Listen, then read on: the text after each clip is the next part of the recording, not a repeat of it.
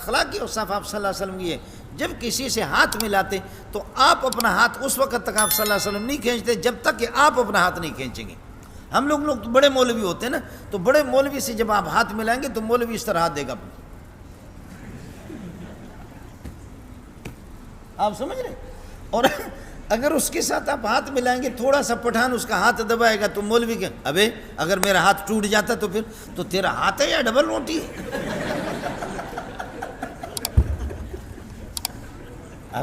ابے آپ نے میرے ہاتھ کو کتنا دبایا، اب مجھے کتنی کوفت ہوئی، مجھے کتنی تکلیف ہوئی، ظالم تیرا ہاتھ ہے یا ڈبل روٹی ہے؟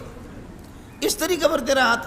حضرت اقدس صلی اللہ علیہ وسلم کے اوصاف اخلاقی اوصاف آپ کی یہ ہے کہ جب کسی سے ہاتھ ملاتے سامنے والا جی بھرتا، سامنے والا کا جی بھر جاتا، وہ اپنے ہاتھ کو کھینچتے، محمد لاپرواہی نہ دکھاتے، اس وقت نبی اپنے دستے مبارک ہونا۔ یہ اوصاف آپ کے خلقی، آپ کے اخلاق ہیں۔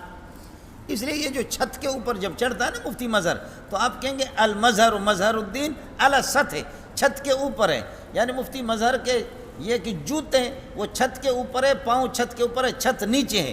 قرآن بھی کہتا ہے انک لعلی خلق عظیم، اعلیٰ آتا اوپر چڑھنے کے لیے، محمد جتنے اخلاق ہے وہ آپ کے جوتیوں کے نیچے، آپ اس سے بھی اوپر ہے۔